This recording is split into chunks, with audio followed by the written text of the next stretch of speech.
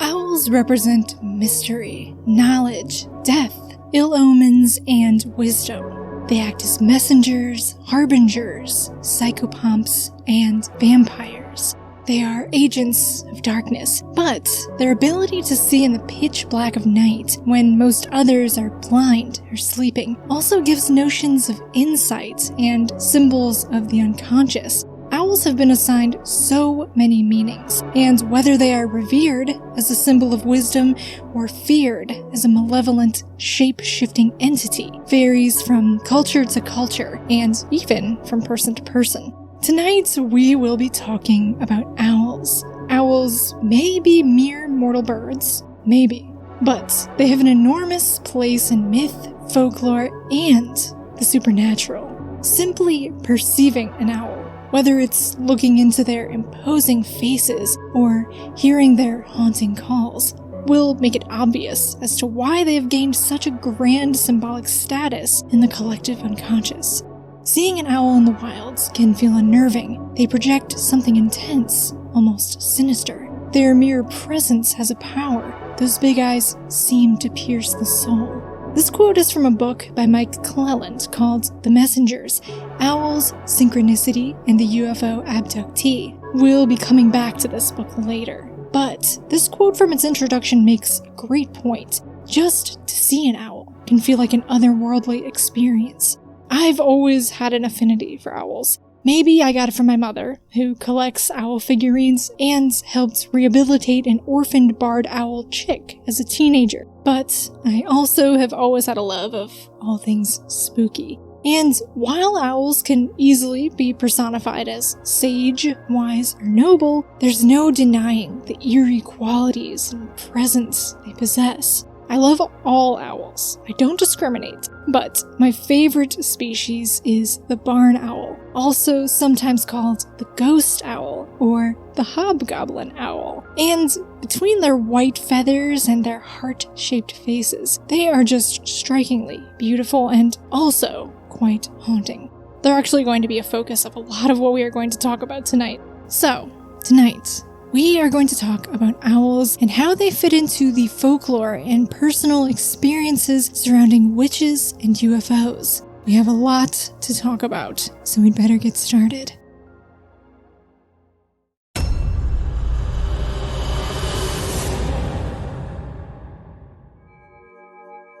Owls have been associated with witchcraft across time and culture.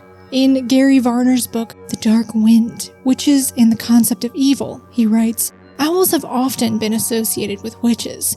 This is carried over into contemporary times, with the image of the owl prominently used in Halloween decorations. There are several instances of languages where the word for owl also means witch, such as in Latin and the Cherokee name for the great horned owl. Stories of a being called la lechuza are common in Mexican folklore as well as areas of the United States close to the border, such as Texas and New Mexico. La lechuza is a shape-shifting witch who can take the form of an owl, sometimes a very large owl, and sometimes an owl with a woman's face. We're going to learn more about lechuzas, but first, let's read the story from the Humanoid Encounters subreddit. I live in a border town which consists of predominantly Hispanic people. We also have a reservation here, which is where there are a lot of lechuza sightings. For those who don't know, lechuzas are supposedly witches who take the form of owls. I myself am Mexican, so I grew up hearing about these stories. Duendes are little people. They go by many different names, according to which region you're from. This all happened on the same night. While I had never seen a lechuza, I had heard them plenty of times. This night was different. I was with two friends, drinking in the reservation. We had a few beers, but were not even buzzed. No drugs either. We went outside for a cigarette, and it didn't take long for us to spot something in a tree right in front of us. It was clearly an owl, but with the face of a human. There was no mistaking it. Supposedly, if you come across one, you're supposed to tell them firmly to leave. Well, the guys I was with made the mistake of taunting it, calling it names, and just being stupid kids. I was scared at this point and suggested we go inside. As soon as I open the door, something flies inside, goes to the room furthest from the door, and all you hear is noises coming from that room. The light turned on by itself, and the back door slams open. At this point, we are freaked out, because we know we just let her into their home. Out of nowhere, spiders start appearing everywhere, and a rat as well. We're in the kitchen, talking about what we should do, when one of my friends says, "Do you guys see that? Behind the couch? Is that a duende?" I thought he was messing with me because I was extremely freaked out and I told him to quit messing with me. I looked where he told me, and sure enough, peeking from behind the couch was a small man with a little hat and dressed in white. I of course freaked out and ran out of the place. A lot of other weird things happened to all of us after that, but that's a story for another time.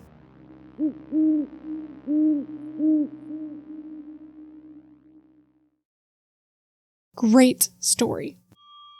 Double whammy by including La Lechuza and a duende. If you aren't familiar with duendes, they are essentially goblins, and they do come up quite a bit in my videos, particularly in videos I do dedicated to goblins. There is a playlist for that if you're interested.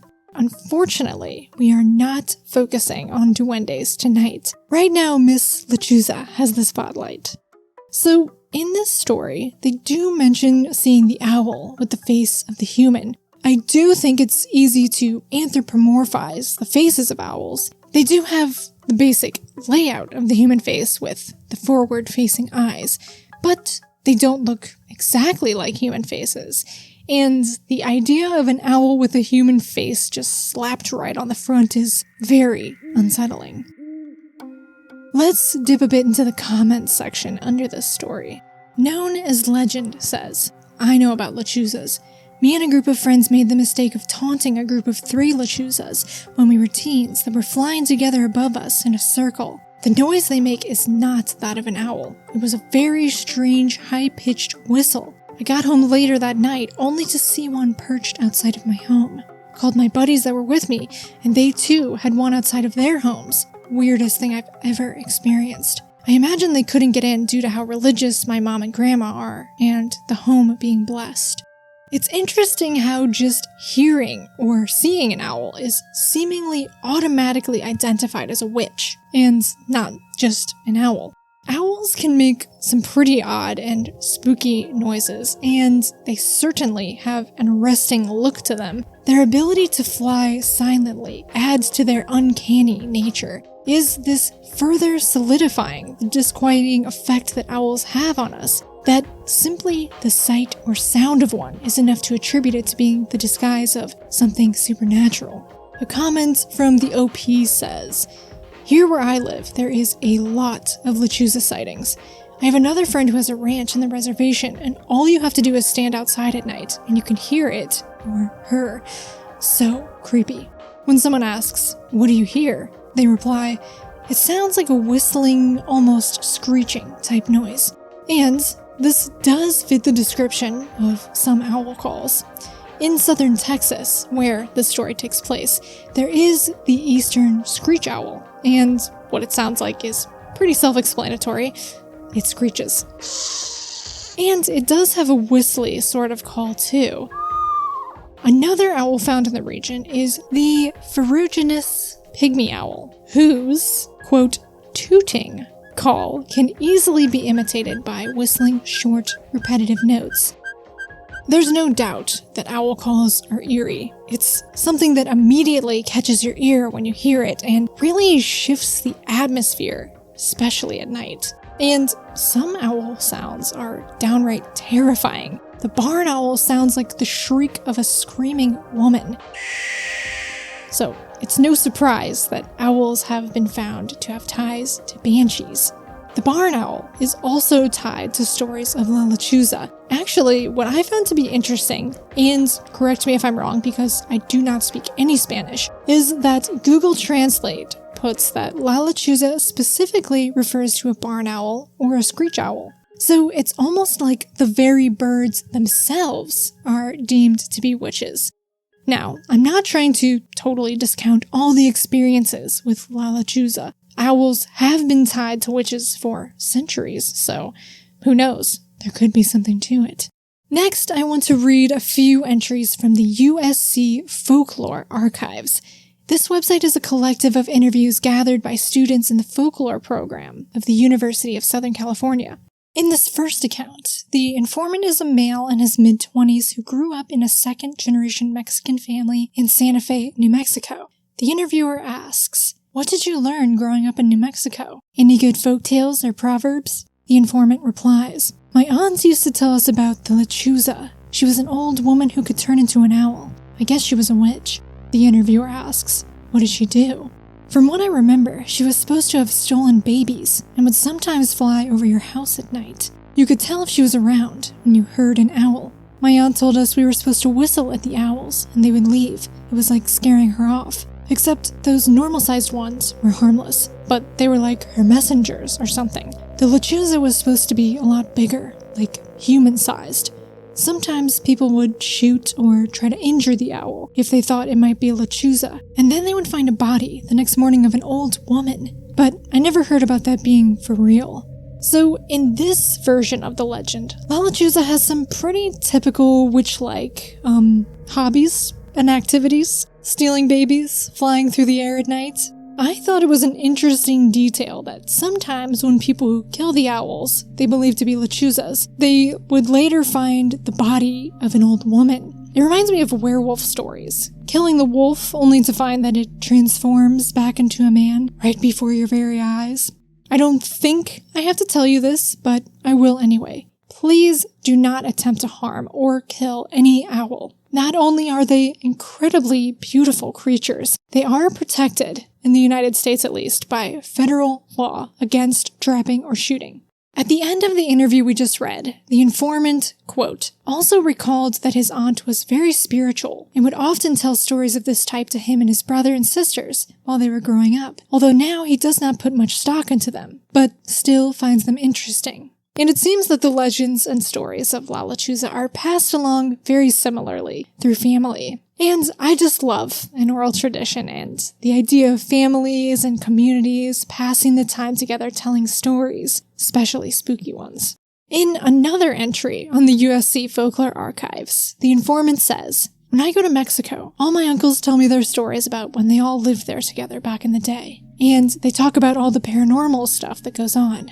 One of these stories was about La Lechuza, who they say, quote, is a type of owl, like a barn owl, that are actually witches, and they fly around waiting for someone to invite them in."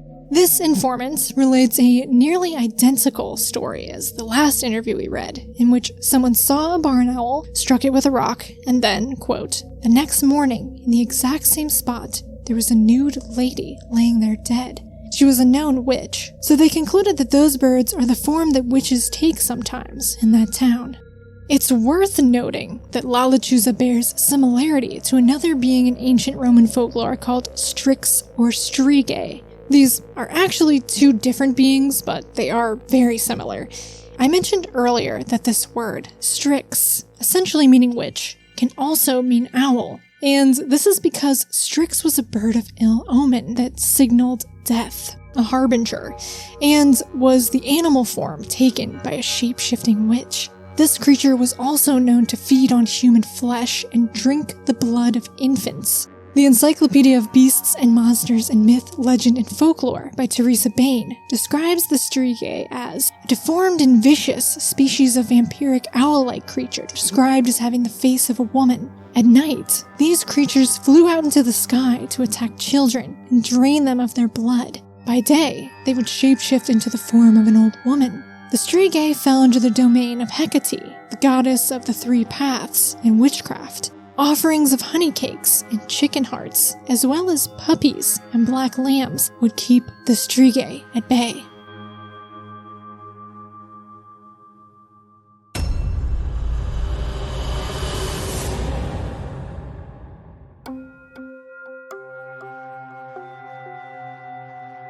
Next, we are going to talk about the strong presence of owls in ufology. Let's begin with a story. This was posted in the UFO subreddit by Mowgli Lee. One of my earliest memories from my childhood is a vivid nightmare where a group of 3 to 4 large barn owls surrounded my bed, and without touching me, they lifted me up and out of my bed and took me out through my bedroom window. And that's where the nightmare ended. I'm aware that it doesn't sound like an intensely scary dream, but this nightmare terrified me so deeply that for years after, I was unable to sleep in my own bed and would make my parents hold my hands at night so that the owls wouldn't come back and take me away again. I was around 3 to 4 years old when I had that dream, and prior to that dream, I had never even seen an owl in person, according to my parents. Although owls, specifically barn owls, still make me feel uneasy to this day. I'm 27 now. I've never really taken the time to put that much thought into the experience, until recently. I've read a few things in recent weeks about the possible connection between UFOs and owls, as well as watching the movie The Fourth Kind for the first time, and I really don't know what to make of any of this. Now, this is going to sound slightly unhinged, but since I started thinking about and researching this topic a few weeks ago, owls have begun to show up at night outside of my house.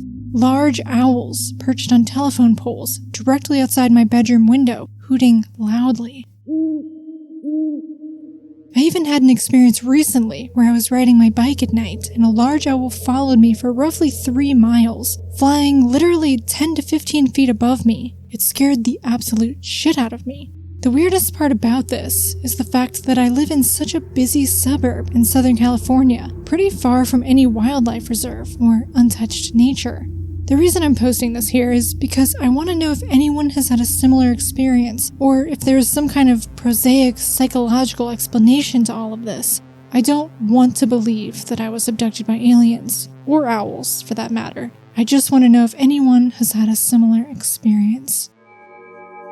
To anyone unfamiliar with the connection between owls and UFOs, this will probably all sound pretty strange or unhinged, in the words of Mowgli, and I'm sure you could find a lot of logical explanations for what they say as well. But it actually has become quite an established connection, as an overwhelming amount of people report owl sightings concurrent with UFO experiences.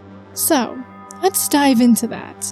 In their story, Mowgli mentioned a movie called The Fourth Kind, which I actually haven't seen, so I'm not going to cover it very extensively, but I am aware that owl imagery plays a huge role in the plot, which surrounds UFO abductee experiences. This film is a pseudo-documentary, so while it has a title card at the beginning that says it is supported by real case material and contains actual footage, it's not real, although many viewers did perceive it to be, and it probably does mimic a lot of real UFO reports. The Fourth Kind came out in 2009, and long before its release, the relationship between owls and aliens had already entered the realm of popular culture via Whitley Strieber's 1987 book Communion. This book, and later the 1989 film starring Christopher Walken, would become irreplaceably impactful and, naturally, controversial on the public's perception of alien abduction experiences. In Communion, Whitley Strieber details his experiences with UFO abduction, and owls come up because one night, December 26, 1985, while he and his family are staying at their secluded cabin in upstate New York, Whitley, quote, awoke the morning of the 27th very much as usual, but grappling with a distinct sense of unease and a very improbable but intense memory of seeing a barn owl staring at me through the window sometime during the night. Although he has this distinct memory of seeing an owl looking through the window, he can't shake the feeling that this didn't really happen, and he and his wife both check the snow-covered rooftop under the second-story window and find no trace of tracks that the owl's feet would have made. He eventually comes to the conclusion that the memory of the owl was actually a screen memory that, quote, concealed a traumatic experience. As described by Freud, the screen memory is a method that the mind uses to shield itself from things too upsetting to recall. So, Whitley believes that this memory of a barn owl looking through his window was actually a stand-in for a very traumatic UFO abduction that occurred the night of the 26th, which he details in his book. Regarding screen memories, author and researcher Mike Cleland says this: in Freud's explanation, the screen is something generated internally. In present-day UFO literature, the term screen memory implies something generated externally. It is a form of hypnotic or telepathic projection coming from the mind or technologies of the UFO occupants. So this has become a pretty popular theory in ufology, as is the appearance of owls in concurrence with UFO experiences. And this book that I just read an excerpt from, the full title of which is The Messengers, Owls, Synchronicity, and the UFO Abductee, is fully dedicated to people's personal experience with this phenomenon. Mike Cleland has written and spoken extensively about the correlation he's found between aliens and owls. He's got several books dedicated to it, he's been on dozens of podcasts, he has his own website. So, if you're interested in reading more of these stories, he's the person to look up. Here's an excerpt from another book called Passport to the Cosmos: Human Transformation and Alien Encounters by John E. Mack. Owls are among one of the animals that abductees have encountered in their experiences. Often their recollection that the eyes were somehow too prominent or large for that particular animal may give the first clue that another kind of being was represented in this particular form. In our first session, Carol remembered an owl that came down to her from the skies, but with further questioning, we found out that the owl hovered close to her face, its wings did not seem to flap, and its, quote, big dark eyes took up 3/4 of the head. "This is a mutant owl or something," she remarked dryly. The different ways in which owls appear to people in these stories relating to UFO activity are extremely varied and are sometimes completely unique to the witness. But one of the most common instances reported is people seeing owls standing in the road at night when they're driving. Very large owls. This post to Quora by Kristen Miller is a great example. A couple years back in Kentucky, I was driving at night, just outside of town, when something flew over my moonroof and scared the bejesus out of me. I slowed down and a huge white owl landed in the road right in front of my car. I'm not kidding, it was almost 5 feet tall. I had to turn my brights on to fully see it, and it was not 15 feet in front of my car. The funny thing is, I didn't even know it was an owl until it turned its head around and looked right at me. There are several responses in the comments from people saying they've seen the exact same thing, and there's multiple examples of this from Mike Cleland's book, The Messengers, as well. Cleland recounts how, while sitting in an abductee support group meeting, one man shared the following. He told a story of being alone in his car and driving down a dark country road at night. Along the edge of the pavement was a giant owl, standing about 4 feet tall. He slowed the car, rolled the window down, and stopped directly next to the owl. It didn't fly away. It just stood there. He drove off feeling confused and frightened. He eventually used hypnosis to retrieve a more detailed memory, but all he came up with was that the giant owl on the side of the road was wearing boots. One obvious explanation as to why owls would be used as screen memories by extraterrestrials is that they are visually similar, assuming that the aliens in question look like the stereotypical gray alien, as seen on the cover of Whitley Strieber's book, that have the large, dark, almond-shaped eyes. Of course, you may also argue that people mistake owls for aliens because of their similarity in appearance. And owls have been used to explain away famous UFO sightings, such as that of the Flatwoods Monster or the Hopkinsville Goblins. So, there is a lot to unpack. I'm sure many people can find plenty to debunk regarding what we discussed tonight. I could spend some time on that, and I did touch on it a little, but mainly I just find it all to be fascinating. I do want to get across that as far as real owls go, please don't harm them. While they are, of course, wild animals, so you want to treat them with caution and avoid approaching them if you see them, they generally are not a danger to humans, so do not need to be met with any violent action. They deserve the utmost respect and can be observed from afar, but should definitely be left alone. If you find an injured owl or accidentally injure one while driving, do not interact with the animal until you can contact a local organization or individual who can come collect the owl. Your best bet is to do an internet search of your city or town and bird rescue or rehabilitation. All that being said, it's not hard to believe that owls are assigned all these mystical meanings and guises. Just behold the beauty and mystery that is an owl. And who knows, maybe there's truth to the claims that witches and aliens can take on the form of these spooky, mysterious, night-dwelling beings. There's certainly a lot of documentation across the folklore of many different cultures, and not to mention the now hundreds of reported personal experiences of owls being some sort of shape-shifting entity, or owls being the result of a shapeshifter. So, with that being said, one day there will be a part 2 of this series, because we have not even scratched the surface of strange and supernatural claims regarding owls. But, for now, treat every owl you meet with respect, because who knows what really lurks behind that inky black gaze. The owls are not what they seem. Good night.